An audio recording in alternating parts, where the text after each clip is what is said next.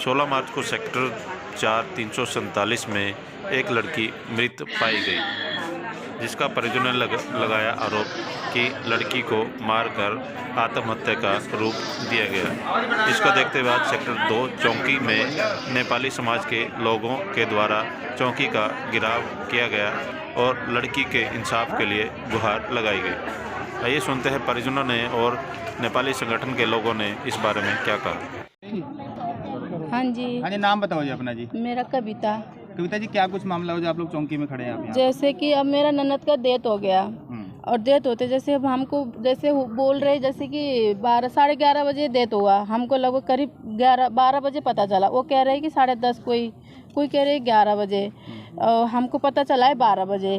और हम जाते समय में पुलिस भी आ चुकी थी और मीडिया भी आ चुकी थी और उसके बाद क्या कहते हैं हमको कॉल किया नहीं गया, तो हम जाने से पहले दरवाज़ा भी तोड़ चुका था। तो हमारे सामने तोड़ा हुआ था तो हमको पता चलता कि हमको भी दिलासा चाहिए कि हाँ उसके सामने हमारे सामने तोड़ा गया। तो अब हमको इसीलिए कि क्यों तोड़ा गया, हमारे सामने तोड़ा हुआ था तो हमको विश्वास होता था। हमको यही चाहिए। तो अब क्या आरोप लगा रहे हैं आप? क्या अब कह रहे कि बस अब वही बातों को कह रहे कि पहले किया कि हाँ अब ऐसा हमने तोड़ा है, वो जो तोड़ने वाला ने बोला मैंने खुद लेके तोड़ा है। अभी कह रहा है कि नहीं मैंने नहीं तोड़ा, उस मिस्त्री को बुला के तोड़ा है। हाँ जी, नहीं मिस्त्री को बोले कि साथ में कोई मिस्त्री था उसको बुला के तोड़ा गया, लेकिन अभी आप क्या आरोप किया कि आपको लग रहा है कि हाँ जो ये सुसाइड नहीं किया गया इसको मारा गया है।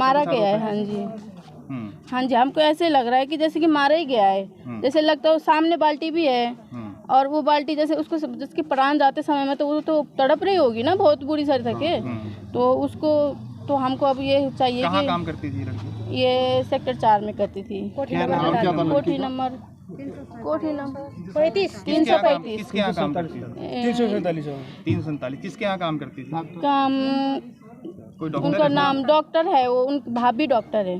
भाभी डॉक्टर है भैया। दबाने में लगे हैं वो लोग, ऐसा कुछ लग रहा है? दबाने में लगे हैं कि कोई साथ भी नहीं दे रहा है। जैसे कि कुछ बात हम कर रहे हैं उस दिन जो बात हुई थी उस बात को सारा चेंज कर ही जा रहे हैं। नहीं, पुलिस को भी आपको लग रहा है कि पुलिस भी साथ नहीं दे रही है? पुलिस भी नहीं हमको साथ नहीं दे रहे, पुलिस भी साथ नहीं, बात भी करने नहीं दे। जैसे हम उनके साथ जवाब सवाल को कर ही सकते हैं ना, जवाब का सवाल हम कर सकते हैं, तो पुलिस भी हमको ऊंचाई आवाज से बोलने भी नहीं दे रहे। तो हम बाहर निकाल रहे हैं, हमको बाहर निकाले जा रहा है। बस अब महिला पुलिस भी बुला चुके हैं। वो लड़की बताया जा रहा है कि 8 महीने से आ रही है। क्या 8 महीने जैसे नहीं 5 महीने हुए लड़की रह रही हुई। और उस दिन हमने फ़ोन किया था तो वो बोल रही थी कि नहीं, जो काम करने वाली थी वो 16 तारीख को आने वाली थी, कि वो कह रही है 15 तारीख को शाम को आ गई और शाम को आ गई और हमको भी पता ही नहीं है। अब बोल रही है सुबह बोल रहा है कि बताया जा रहा है कि बाहर जो जिसने बताया था कि 8 बजे आई थी, अब कह रही है नहीं मैं आज सुबह 8 बजे नहीं आई थी, शाम को 8 बजे आई हूँ। तो क्या लड़की पहले आपसे संपर्क था? कोई फोन हाँ किया होगा कि मैंने उसी दिन या कुछ ऐसा वैसा कुछ? ऐसा कुछ ही नहीं था, उसने ऐसा कुछ बताया नहीं था हमको तंग हो रही है या नहीं हो रही है। हमने पूछते थे, वो कह रही नहीं कुछ नहीं, अच्छा भला है वो है नहीं, हम उससे बात भी नहीं कर सकते। तो हमको उसमें 2 साथ रहते थे 2, और उसके साथ तो हर कोई बात करती थी। वो लड़की के मरने की सूचना आपको कैसे मिली? वो उसी ने फ़ोन किया, जो उसका नाम कल्पना ने मेरे पापा को फ़ोन किया। तो अच्छा एक बात बताइए, जब डेथ होने के बाद क्या जो डॉक्टर हैं जिसके यहाँ डेथ हुई है, क्या वो आपसे संपर्क में है? क्या आपका फ़ोन से बातचीत हो रही है या फिर आपसे मिल रहे हैं वो? ना, कोई भी नहीं हो रहा है। जिस दिन हम उस दिन गए और उस दिन से हमको कल भी हमको बुलाया नहीं गया। जैसे कि ऐसे होता नहीं तो वो हमको फ़ोन कांटेक्ट में रख सकते थे ना, वो हम फ़ोन भी नहीं कर रहे, कुछ भी नहीं। जिस दिन हम वहाँ पे गए, हम गाड़ी गाड़ी ला के हमने हॉस्पिटल लेके गए, उसके बाद हमसे उससे बात हो ही नहीं रही किसी से। और कल हम बुलाया गया, हमने पूछने के लिए सारा नेपाली हम इकट्ठे हुए तो बुलाया गया, तो वो सीधा मना कर दिया कि मैं नहीं आऊँगी। काम पे लगाने वाला बंदा मैं नहीं आऊँगी, काम पे लगाने वाला बंदा भी गायब है। उसका फ़ोन। अभी आप लोग यहाँ पे चौकी में पहुँचे, क्या वजह है? चौकी में न्याय दिलाने के एफआईआर भी नहीं हुआ, एफआईआर भी नहीं कर रहे। कह रहे जब तक वो पोस्टमार्टम की रिपोर्ट नहीं आएगी तब तक एफआईआर नहीं करेंगे। हाँ जी, बड़े अधिकारियों को मिले पुलिस? नहीं, वो जो कोठी वाला मालिक तो आया था यहाँ पे, इनका साथ देने आए। ऐसे चंपा जैसे हजारों नारी हैं, कोई मरना न पड़े सर। आज जैसे हम अंदर गए ना, हमें धक्का मुक्की करके बाहर निकाल रहे हैं। निकलो माताजी बोल रहे हैं। ये पुलिस वाले हम नहीं जानते इनका नाम क्या है, कौन है। कोई माताजी निकलो बोल रहे हैं और पुलिस वाले लेडीज पुलिस को बुला रहे हैं। हम इनको एक घर, एक मंदिर, एक हमारी न्यायालय समझते हैं, जो आज नहीं लग रहा है। चंपा को जो न्याय नहीं मिल रहे, ऐसे कोठे में 1000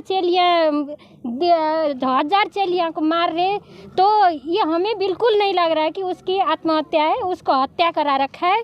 जो कुंडी है और सारे बोल रहे हैं कुंडा भी हुआ ऐसे। तो पोस्टमार्टम के बाद सब कुछ क्लियर हो जाएगा सर फिर भी एक होता है ना, जिसके घर के अंदर किसी के फांसी हो जाती है, चाहे लटक जाते हैं, पहले क्या बनता है, फर्ज बनता है कि पुलिस वाले को बुला ले, है कि नहीं। हमारे तो सबसे ऊपर तो पुलिस वाले, हम ऐसे मानते हैं उनको। उनका तो कहना है पुलिस वाले को, पुलिस के सामने ही तोड़ा गया गेट। सर पुलिस वाले को बुलाना चाहिए। पहले ही तोड़ के बैठे हैं। अपने बंदे हैं, घर के पड़ोस में अपने बंदे हैं, उनको नहीं बुलाए। उनको अता पता नहीं है। यहीं पे बैठी हुई है एक लेडीज, वो अपने रिश्तेदार में, उनको भी एक कॉल करके नहीं बुलाए। जो कोठी वाले को पता है कि उनके अपने बंदे हैं, जो उनको बुलाना चाहिए। वो तो दरवाजा तोड़ने से हमारी मांग यही है कि उनको न्याय मिले, चंपा को न्याय मिले। कल ऐसे घटना आगे से किसी चेली के ऊपर ना होए, उनके लिए न्याय चाहिए हमें। हम न्याय के लिए खड़े हैं, खड़े रहेंगे जब तक सांस है, तब तक चंपा के लिए खड़े हैं सर हम। नाम बताओ जी। चालू है जी, चालू है कि नाम बताओ जी। नाम बताइए जी। हाँ जी, मेरा कल्पना पानी। आप चंपा के साथ थी? हाँ जी। क्या मामला हुआ था उस दिन? उस दिन कुछ ऐसे कुछ दिखता नहीं है, क्योंकि हमने नाश्ता किया था साथ में, और झाड़ू पोछा वाली भी दीदी आई थी सामने। 2 बच्चे थे, 2 के 3 बच्चे थे। भैया सुबह ड्यूटी चले गए थे, और उसके बाद दीदी और मैं थे। और हमें ना बच्चे को नहला के बाहर निकली। उसके बाद नाश्ता करने को बोला उसको, तो दीदी ने वो बनाया था, पुआ बनाया था, कचौड़ी था, चाय मैंने बनाई। मैं कहा चंपा आ जा नाश्ता करते हैं। कहती ठीक है। मैंने कहा दवाई खाई, क्योंकि उसको थोड़ी सी खांसी हो रही थी। कह रही नहीं दीदी मैं दवाई नहीं खाई हूँ, अभी खाती हूँ। और उसके बाद कोई बीमारी थी पहले से उसको कुछ? पहले बीमार तो नहीं थी, लेकिन एक बार पहले बेहोश हुई थी, है ना। तो उसके बाद फिर क्या हुआ, नाश्ता करे हमने, उस काम पे लग गई, डस्टिंग वगैरह जो भी है, फ्रीज साफ करने लगी थी। मैं कितने बजे का टाइम है? कितने बजे का टाइम? ये 9:30 बजे का टाइम। ठीक है, ठीक है। और नाश्ता करके वो काम पे लग गई। मैं नहाने चली गई। दीदी झाड़ू सीमा दीदी आती झाड़ू पोछा के लिए, वहाँ पे थी। मैंने कहा चंपा तू भी जा नहाने। और ये इधर का रूम का जो था डस्टिंग करने का बाकी, कह रही दीदी मैं डस्टिंग करके जाती हूँ। मैंने कहा ठीक है। मैं नहा धोई, उसके बाद मैं बाहर चली गई बच्ची को लेके। बच्चे परेशान करने लगे, फिर मैंने अंदर आई और मैं बच्चे के साथ लग गई थोड़ा बहुत खाना बनाना।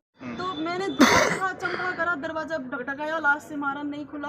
उसके बाद मैंने आसपास के जो 11 बजे, हाँ जी, जो आसपास के नेपाली भाई है उनको बुलाया। उन्होंने उसको प्लम्बर को बुलाया, दरवाज़ा तोड़ा। प्लम्बर को किसने बुलाया? वो मैडम ने, और उसने राजू भैया ने। वही सामने काम कर रहा था, सामने दीवार बनाने के लिए काम कर रहे हैं, नया घर बनाने के लिए, तो वहीं पे काम कर रहा था। तो फिर आए, उसके बाद मैंने वहाँ पे गई और हाँ, मैंने कहा बाथरूम में गई है, बाथरूम में गई है, कहीं शरीर में कपड़े हैं कि नहीं, भैया आप साइड हो जाओ। दोनों भैया को कह रहे साइड हो जाओ। उसके बाद मैंने जहाँ देखा दरवाजा ऐसे करके यहाँ से यहाँ खून निकल रही। मैंने कहा हाय रे भाई क्या हो गया ये? मुंह से खून निकल रहा था? हाँ जी, मुंह से खून निकल रहा था, या रस्सी बांधी थी या क्या हो रहा था, मुझे कुछ समझ नहीं आ रहा। मुझे खून देख के घबराहट हो रही थी। पानी पी लीजिए। पानी पहले देख लूँगा। उसके बाद उसके भाभी के, जब आप अंदर जाओ कह रहे खून निकला हुआ था मुंह से, वो कितने बजे का समय होगा अप्रोक्सीमेट समय? इतना करेक्ट टाइम नहीं है पता। नहीं कोई बात नहीं, एग्जैक्ट टाइम नहीं कहिए, मतलब क्या टाइम रहा होगा आपके हिसाब से? वही 11 कुछ बजा था। 11:30 मान ले। हाँ 11:30, पता नहीं इतना टाइम। ठीक है। तो मैं हड़बड़ा के कुछ मुझे समझ नहीं आ रहा। उसके भाभी के बाप फोन किया व्हाट्सएप में, तो भाभी उसके बाप फोन नहीं उठा रहा था, क्योंकि मुझे दिमाग में आया ये आंटी सामने रहती है। तो 3 माला का घर था। मैंने सर बेल बजाया। बेल का इन्होंने बोलते हैं कि देखा है, लेकिन फोन पे बात करते हुए उधर चले गए। मैं क्या उनके बाप से बोला पता नहीं चंपा अंदर है, उसके मुंह से खून निकल गया, कुछ हो रहा है। तो फिर मैं घर वापस आई। उसके बाद बच्चा, सबसे पहले बॉडी को आपने देखा? हाँ जी मैंने। तो क्या गले में कुछ था, रस्सा? मैंने ऐसे कुछ नहीं देखा। मैंने खाली यहाँ से ताजा खून था निकल रहा था, बस उतने। कितनी देर तक आप बाथरूम के पास थे?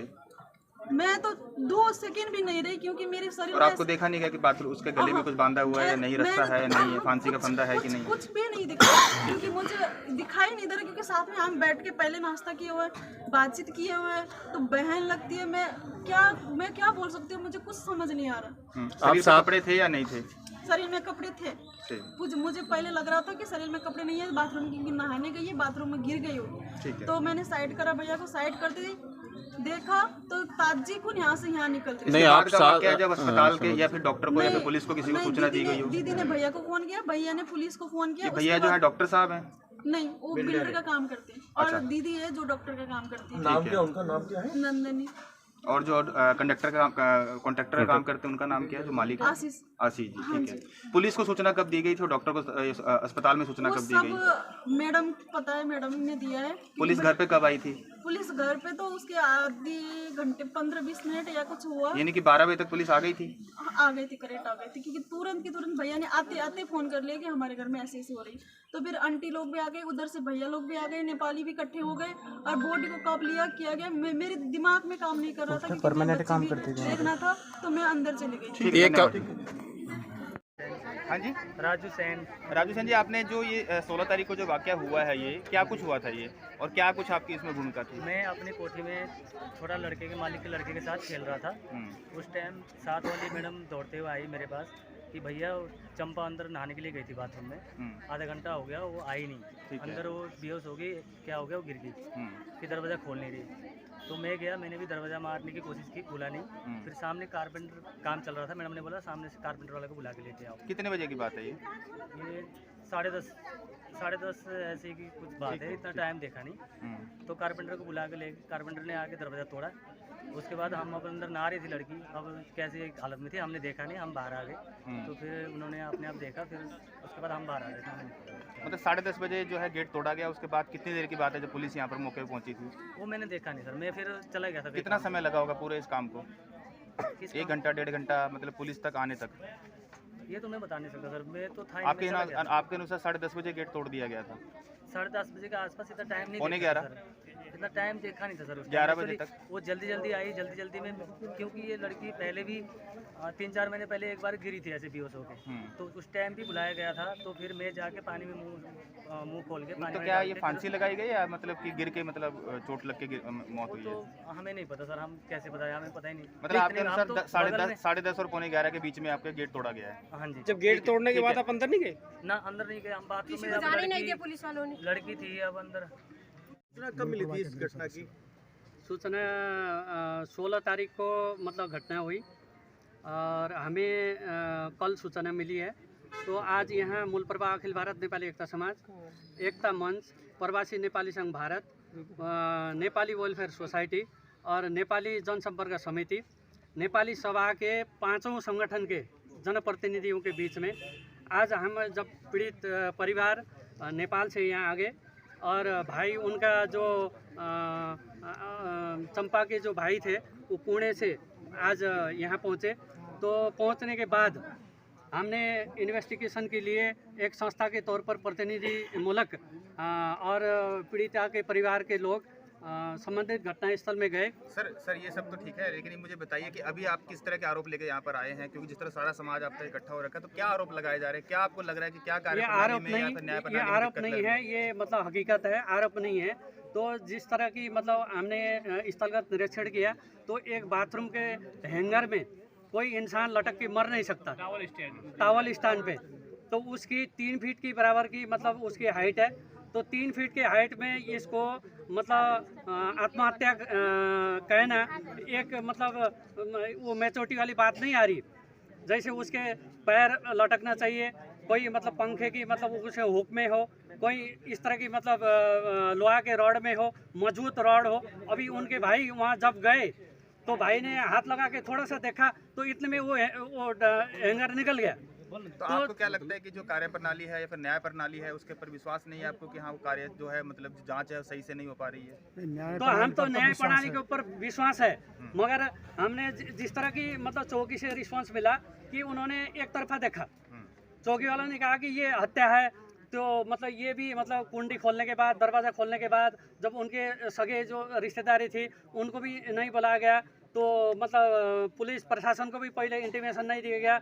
उनकी मौजूदगी में उनकी मतलब उसमें अगर रोवर में अगर कुंडी खोलती तो फिर वो आई विटनेस के रूप में एक प्रशासन होता, तो प्रशासन के तौर पर भी आई विटनेस नहीं है, तो उनके रिश्तेदार भी आई विटनेस नहीं है, तो वो आपस में उनके नज़दीकी के लोगों के साथ जो दरवाज़ा तोड़ा गया और उसको हत्या को आत्महत्या के रूपांतरण करने की जो कोशिश की, हमें डाउट है। और उनके रिश्तेदारों ने जो घटनास्थल पर जाके जो देखे तो उससे लगता है कि 3 फीट की जो हाइट में आत्महत्या नहीं हो सकता। पुलिस या फिर जो व्यक्ति जो डॉक्टर बताए जा रहे हैं, क्या आपको लगता है कि वो लोग केस को दबाने में के प्रयास कर रहे हैं दोनों? अभी मतलब हमें लग रहा था, तो उन्होंने अभी बयान लिए अंदर की कहती। सुबीर जी, एक सेक्टर 4 में नेपाली लड़की का हत्याकांड हुआ था परसों कुछ सुसाइड था, हत्या थी, क्या मामला था? परसों उन्हें इंफॉर्मेशन मिली थी भी एक लड़की ने हाउस नंबर 347 सेक्टर 4 में हैंगिंग हो गई है। तो हम मौके पे गए थे, तो मौके पे जाके मौके पे पहुंचे थे। मौके पे देखा था कि लड़की ने 21 साल की लड़की थी, वो घर पे काम करती थी, तो उन्होंने अपने आप को हैंग किया हुआ था। तो हमने अपनी टीम बुलाई थी, टीम बुला के उसको जो भी कार्रवाई थी वो करके बॉडी पोस्टमार्टम के लिए मॉर्चरी में रखवा दी थी और उसके पेरेंट्स को इन्फॉर्म कर दिया था। तो आज इसके पेरेंट्स आए हैं, तो उनको पेरेंट्स ने ये शक जाहिर किया भी हमारी लड़की की तो मारा गया है। तो हमने उनको बोला भी जो भी आपका स्टेटमेंट, आप अपनी स्टेटमेंट दे दीजिए, पोस्टमार्टम करवा के जो आगे की बनती कार्रवाई होगी, जो पोस्टमार्टम रिपोर्ट आएगी उसके अनुसार हम अपनी आगे कार्रवाई कर देंगे। जो उनके परिवारजन आए हैं उनकी तरफ से एक आरोप लगाया जा रहा है कि अभी तक DDR तक दर्ज नहीं की गई है। DDR परसों की ऑलरेडी दर्ज है, उनको बता दिया गया है सारा, और वो जो अपना बयान दे रहे हैं उनका बयान हमने रिकॉर्ड करने को कहा है और आगे पोस्टमार्टम होगा। जो पोस्टमार्टम की रिपोर्ट आएगी उसको हम आगे बनती कार्रवाई कर देंगे। सीन ऑफ क्राइम सर मौके पर पहुंच गई थी, जिस तरह से और जो पुलिस की जो टीम है सारी मौके पर पहुंच चुकी थी सर जब ये मामला हुआ था सर? हाँ जी, मौके पे मैं खुद गया था और सीन ऑफ क्राइम टीम को मौके पे बुला दिया गया था। और सर परिजनों का ये आरोप है कि समय का कहीं ना कहीं जो हर बयान आ रहे हैं, हर बयानों में समय को कहीं हेरफेर किया जा रहा है। कोई 10 बजे बोल रहा है, कोई 10:30 बजे बोल रहा है, कोई 12 बजे बोल रहा है, जिसके अलावा जो शक है वो जल लगातार आधार बनता जा रहा है। ऐसा है जी, पहले जब भी हमें इन्फॉर्मेशन दी विदिन 2 मिनट्स में हमारी 112 मौके पे पहुंच गई थी। उन्होंने आगे हमें इन्फॉर्मेशन दी, विदिन 5 मिनट्स हम मौके पे पहुंच गए थे। दरवाज़ा किसने तोड़ा सर? जब दरवाज़ा ऑलरेडी पहले इन्होंने, कोई इनके पड़ोसी हैं, उनकी हेल्प से अंदर से कुंडी लगी थी, उन्होंने तोड़वा दिया था। ठीक है जी।